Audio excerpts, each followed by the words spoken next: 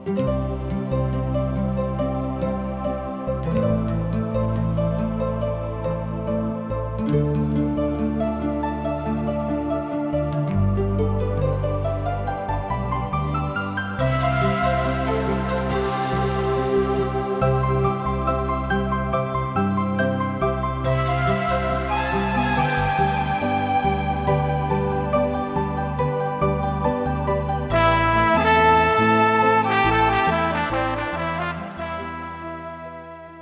जिंदगी हमके एक के बार मिलेला। जिंदगी बहुते अनमोल हवे। अगर ए जिंदगी के जैसन जिए के चाही वैसे ही नहीं जियत तो जिंदगी नीरस हो जाई। यही खातिर जिंदगी के राह कार्यक्रम प्रस्तुत करता कि आपके परमेश्वर के रास्ता में आगे बढ़े में मदद कर सके और आप सब मस्त जिंदगी जी सकें। कृपा करके देखी सुनी जना से परमेश्वर आपकी जिंदगी का रास्ता बतावे वाला ठहरस। विस्तार से आगे बढ़े से पहले मन के तैयार करे बदे सुनी एगो आत्मिक सुंदर गीत।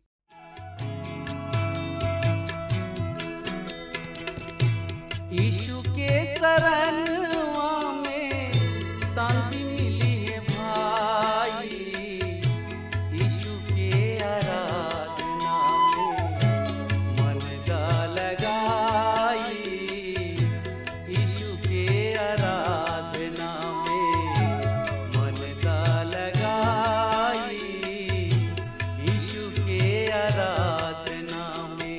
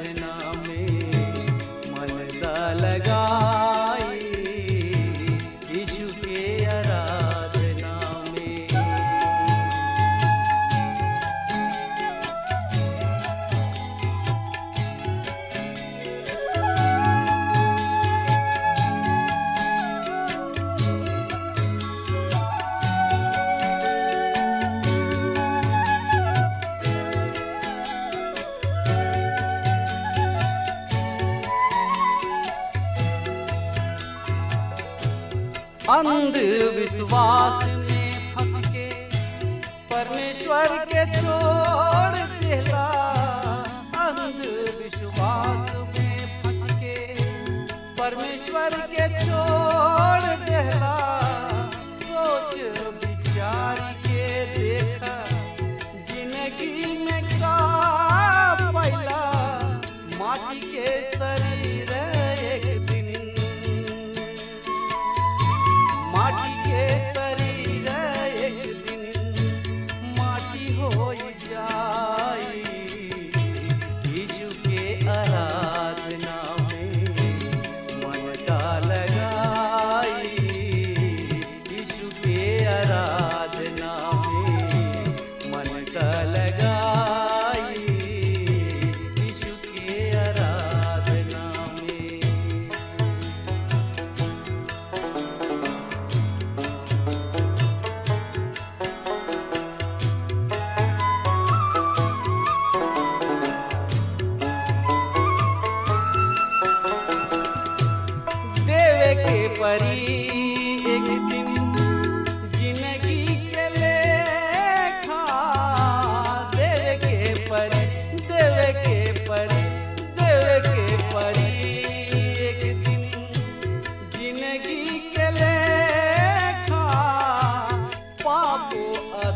अधर्म के आपन कर्मवा के देखा, पापो अधर्म के आपन कर्मवा के देखा, बाबू पूत हित नाथ, बाबू पूत हित नाथ, केहू ना बचाई, यीशु के शरणवा में शांति मिली है भाई, यीशु के आराधना में मन का लगाई, यीशु के आराधना में।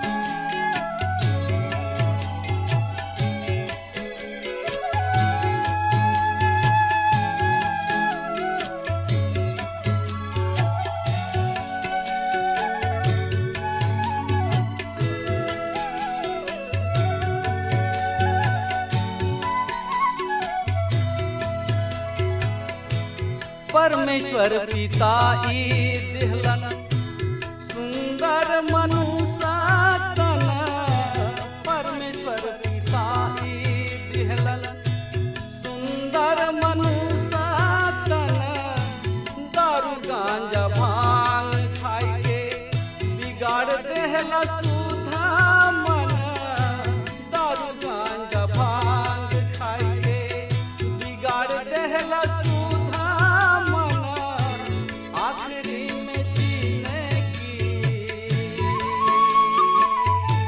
आखिरी में जीने की बेकार हो जाई, यीशु के आराधना में। प्रभु यीशु मसीह के नाम में प्यार भरल नमस्कार बा। आज हमनी के यूएल की किताब के दूसरा अध्याय के 17 पद से लेके आगे हमनी के अध्ययन करे के। आई देखी जा पद 17 में वचन का कह रहल बा। यूएल नबी की किताब 2 अध्याय के 17 पद एह तरी से बता रहल बा। सुनि ध्यान से। याजक जौन की यहोवा परमेश्वर के सेवक हवे, उ बेदी और ओसारा के बीच रोके कहे कि हे यहोवा परमेश्वर, अपना लोगन पर करुणा कर और आपन मिरास के निंदा के कारण अर्थात आन जाति सब में आपन ना होखे दा। देश देश के लोगन में ई काहे कहल जाओ कि इनकर परमेश्वर यहोवा कहवा बाणे, और ई अपना नीच भाग के नाम धराई ना होखे देव, न जाति जाति उनकर उपमा देवे पावे। इसराइल पूरा संसार भर में बिखर रहल बा, जबकि उनकर आपन राष्ट्र सरकार और एगो झंडा बा। फिर भी उस संसार के राष्ट्र सब के खातिर एगो रमणीय विषय है।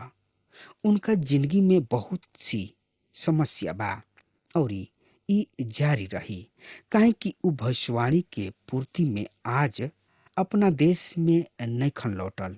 जब परमेश्वर उन्हीं लोग के वो देश में लौटा ले आई हैं, तब वहाँ तेल के परिस्थिति से लागल कोनो समस्या ना रही। गोल्डा नाम के औरत एगो अनुमानित कथन कहले बाड़े कि मूसा गलती कैले।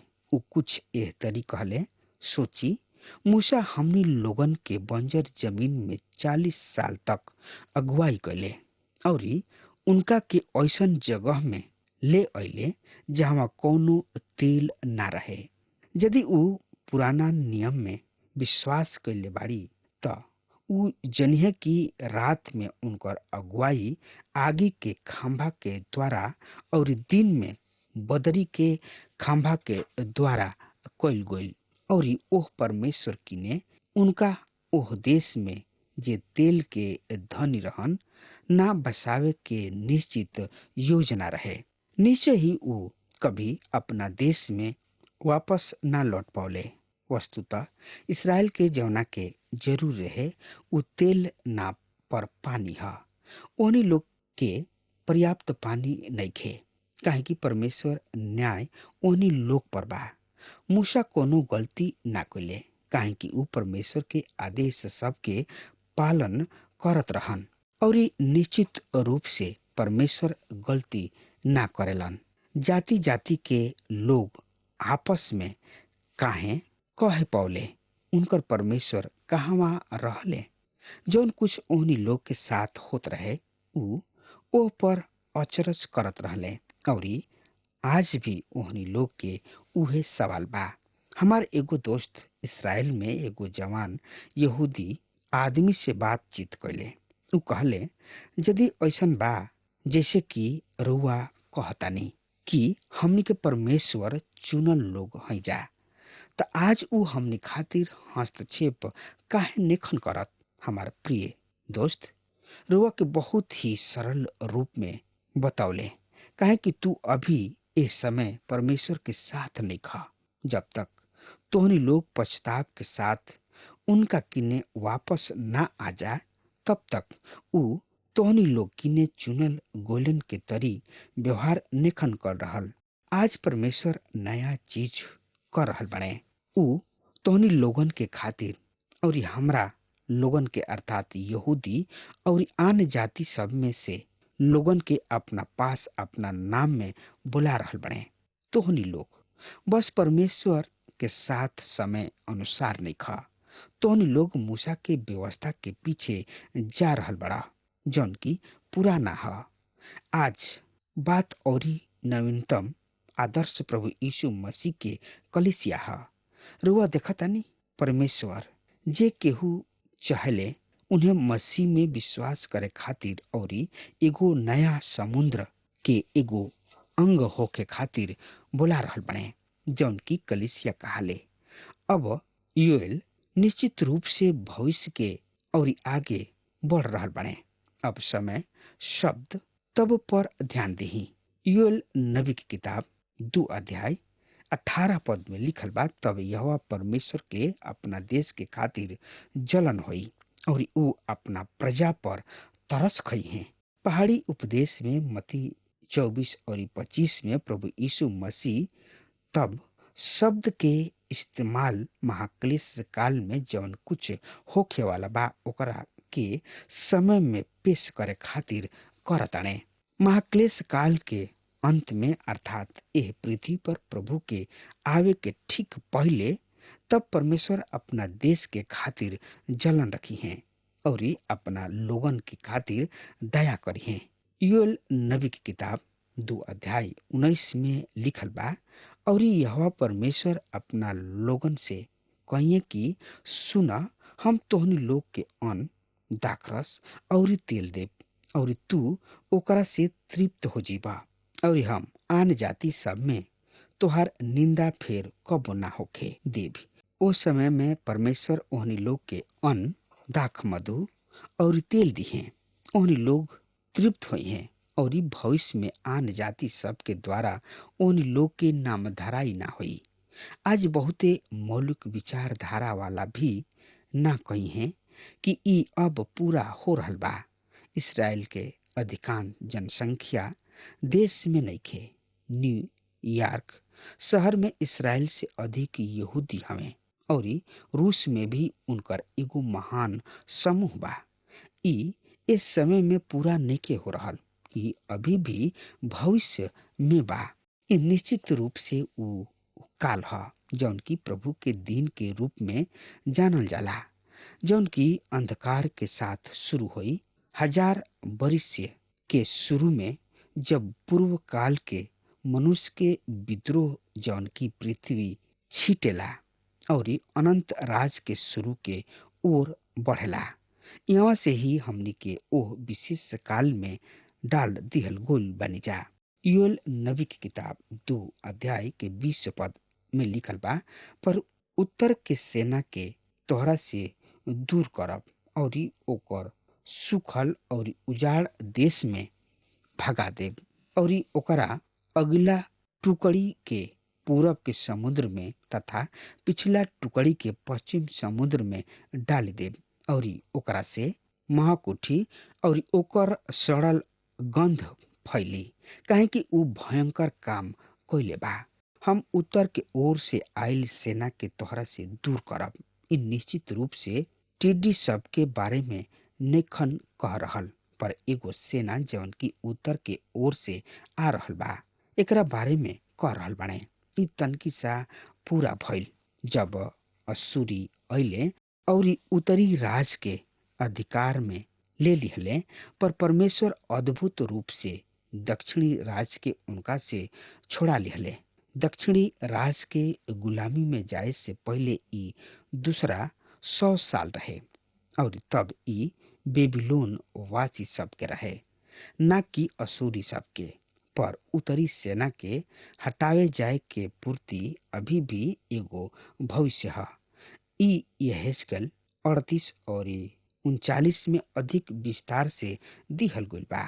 महाक्लेश काल में रूस उत्तर के ओर से आई हैं, पर परमेश्वर इसराइल के छोड़ई हैं। यहाँ दिहल गइल विवरण आर्या गिदोन के युद्ध के विवरण से ठीक बैठता और उनका के एगो निर्जन और उजाड़ देश में निकाल देव। ओकर अगला भाग तो पूरब के ताल के ओर और ओकर पिछला भाग पश्चिम के समुद्र के ओर होई। ओकरा से महक उठी और ओकर सड़क गंध फैली, काहे कि ऊ बहुते बुरा काम कैले बा। एक्सट्रेलोन के घाटी के एक और गलील सागर है और दूसरा ओर भूमध्य सागर है, जहाँ अर्मागिदोन स्थित हुई। परमेश्वर हस्तक्षेप करी है, जैसे कि हम यहेजकेल में देखनी। ऊ ए शत्रु के जवन उत्तर से आवेले विनाश करी हैं और ऊ अपना नाम के महिमा खातिर ऐसन करेले। परमेश्वर जब पाप के न्याय करी हैं तब उतना ही महिमा नियुक्त होला जितना कि जब ऊ पापी के बचावेलन। ई विश्वास कइल हमनी खातिर कठिन बा। ई मनुष्य खातिर एगो कड़ुआ घूंट ह। परमेश्वर पवित्र हमें और एगो पवित्र धर्मी परमेश्वर न्याय करे जा रहल बने। प्रत्येक भविष्यवक्ता इहे कहलन परमेश्वर के वचन में परमेश्वर के न्याय के बारे में कहे खातिर बहुत कुछ बा, पर परमेश्वर न्याय करे ना चाहेलन। हम पहले ही पढ़ चुकल बानी जाकि ऊ दयालु कृपालु और क्रोध में धीमा हमें। न्याय कोइल परमेश्वर खातिर एगो विलक्षण काम है। यही कारण है कि परमेश्वर हमेशा अपन बाही फैलौले हमनी के अपना कीने आवे खातिर कहताणे। जब लोग उनका ओर फिरे से इनकार करेले तब आवासी ही उनकर न्याय उनका के आपन धार्मिकता और पवित्रता में करे के चाहिए। ई परमेश्वर के संतान के खातिर भी सत्य है। जब हमनी के गलत करी न जा और यदि अपना आप के ना जाची न जा तब अवश्य ही परमेश्वर हमनी के न्याय करी हैं। ऊ हमनी के अपना पास वापस ले आवे खातिर अनुशासित करले। हम रुआ के सच सच बता दी, हम प्रभु से कुछ ताड़ना मिलल रहे। हम अपना स्वर्गीय पिता के बहुते पास चिपकावे चाहिना, काहे कि हम प्रभु के दंड देवे से आनंदित ना होखिना। अगला पद एह तरी से बता रहल बा, हे देश मत डेरा, आनंदित और मगन होखा, काहे कि यहोवा परमेश्वर महान काम कइले बाणे। महाक्लेश काल एह पृथ्वी पर आपन राज स्थापित करे खातिर मसीह के अइला के ओर ले जाई। आज भी वो जमीन श्राप के अधीन बा। ओनी लोग के पानी के जरूरत बा। जमीन अदन के बगीचा होखे से काफी दूर बा। जे केहू यरूशलेम से ही रहो गोल होई, उनका स्वीकार करे के होई कि ई एरिजोना और कैलिफोर्निया में बिल्कुल उजाड़ और निर्जन स्थान के तरी बा। रुआ पाइप की एह दृश्य में कलिसिया नइखे, ना तो हम पहाड़ी उपदेश में कलिसिया के पावतानी और ना ही प्रकाशित वाक्य किताब के 4 अध्याय के बाद पाई न जा। विश्वासी जन खातिर जई हैं और पृथ्वी पर कोनो कलिसिया ना रही। जब कलिसिया सड़क में पहुंच जाई तब ई कलिसिया ना कहाई। कलिसिया के मतलब है बुलावल गोइल, पर अलंकार बतावेले और विश्वासी जन मसीह के दुल्हन कहलाई। योएल नबी की किताब 2 अध्याय 22 पद, हे वन पशु सब मत डेरा लो, काहे कि जंगल की चराई सब हरा भरा गोइल बा, फेड़ सब में फल लागल बा, अंजीर और अंगूर बहुतायत से फैलल बा, उ दिन अभी भी नहीं आइल। योएल नबी की किताब 2 अध्याय 23 में, हे सियोन के लोग आनंद मनावा, अपना परमेश्वर यहोवा में मगन होखा, काहे कि तोहनी लोग के स्वीकार करे के प्रमाण स्वरूप उ पहला बरसात देले बाणे। पूर्व काल के समान उ बरखा अर्थात पहली और पिछली बरखा भेजले बाणे। के ह सियोन के लोग, नीचे ही उ दक्षिण राज के लोग हवे और इहे उ जगह ह जहाँ सियोन स्थित रहे। रुआ और हम उत्सुकता पूर्वक गा सकतानी जा, हम सियोन के जातानी, पर हम यहाँ ए पृथ्वी पर सियोन के नेखन गा रहल। जब वो बरखा के बारे में कहताने तब वो शाब्दिक बरखा के बारे में कह रहल बने। पद 28 में योएल एकर उपयोग पवित्र आत्मा के उझिलल गोइला के बारे में कहताने, पर उ एह पद में शाब्दिक बरखा के संकेत कर रहल बने। बरसात के पहला बरखा अक्टूबर में आवेले और बाद के बरखा अप्रैल में आवेला। बाइबल में और परिच्छेद बा जौन की अगला और पिछला बरखा के बारे में कहताने और जौन की बिल्कुल इसराइल के देश में कोयले शाब्दिक बरखा ह।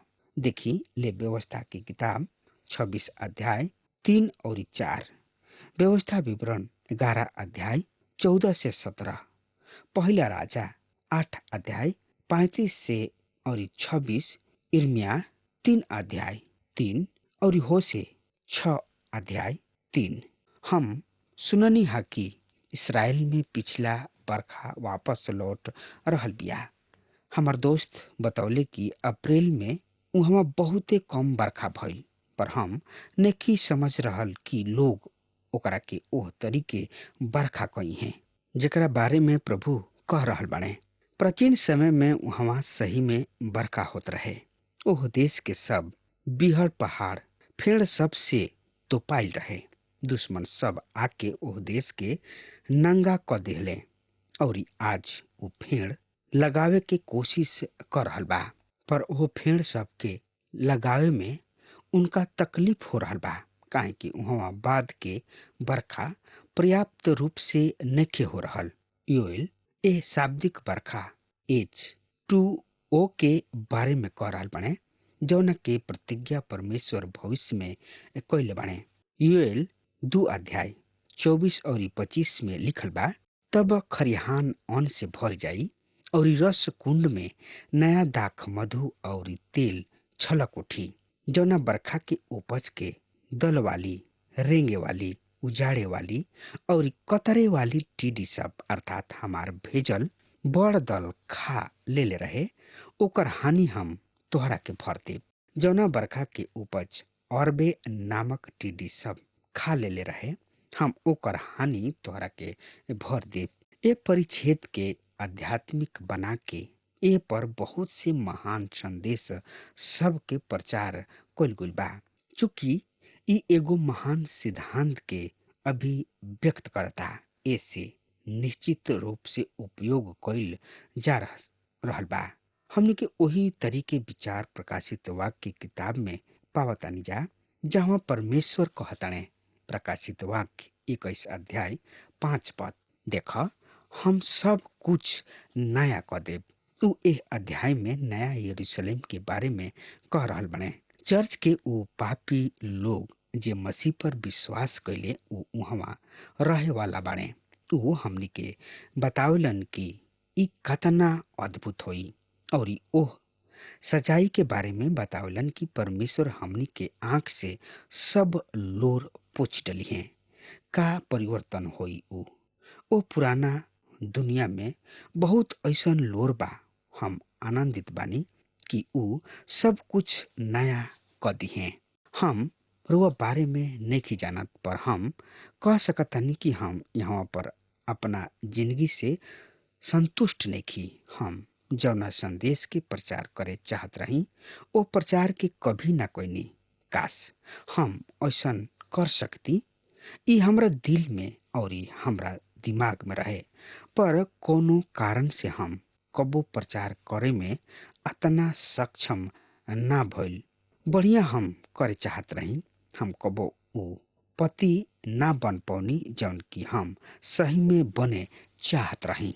हम चाहत रही कि हम अपना पत्नी के खातिर बढ़िया पति बनी, ना ही हम बढ़िया बाप बन पौनी जौन कि हम बने चाहत रही। यह कारण बा कि हम प्रकाशित वाक्य की किताब 21 अध्याय के 5 पद के पसंद करतानी, जौन की यह तरीबा, देख हम सब कुछ नया क देव। हमार प्रभु हमरा से कही है, तू कभी वास्तविक रूप से अपना लक्ष्य के पूरा ना कोले।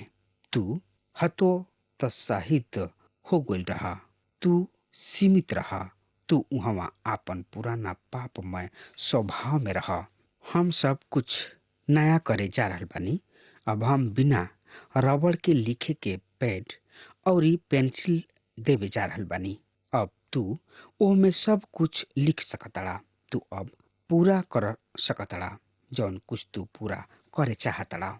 ई वास्तविक रूप से हमनी में से बहुतन के खातिर स्वर्ग बनई है। हमनी के ओह बात के कर सकतनी जा जौन की हमनी के यहाँ पृथ्वी पर बनावे चाहत रही जा। ओ परिस्थिति सबके बंधन से, पाप से, पर्यावरण से और अनुवंशिकता से भी मुक्त होई। कतना महामय अनुभव बा। ये सब चीज से मुक्त होखल और मसीह के उपस्थिति में होखल उ सब कुछ नया क दी हैं। उ ओ बरिस के उपज के हानि भर दी हैं जौना के टिड्डी सब खा लेले बा। योएल 2 अध्याय 26 और 27 पद में लिखल बा, तब तोहरा किने बहुतायत से खाए के रही और तू तृप्त होखबा और अपना परमेश्वर यहोवा के नाम के स्तुति करबा जे तोहरा खातिर अद्भुत काम कइले बा। तब हमार लोग कबो लज्जित ना होई। एह तरी तू जान लेब कि हम इस्राएल के बीच बानी और हम ही तोहार यहोवा परमेश्वर हई और केहू ना। हमार प्रजा कबो लज्जित ना होई। अब हमार समय खत्म हो रहा बा, तब तक खातिर वो हमरा के आज्ञा दी। परमेश्वर रवा के बहुते बहुते आशीष देस। आमीन। हमके विश्वास बा कि ई कार्यक्रम आप सब खातिर फायदेमंद सिद्ध भइल हुई। अगर आप सबके लगे बाइबल से चाहे आपकी निजी जिंदगी से कोनो सवाल होके चाहे कोनो समस्या खातिर प्रार्थना करावे चाहतनी तो हमारी फोन नंबर पर जरूर संपर्क करें और आज का दिन आप खातिर सुखद बनावे।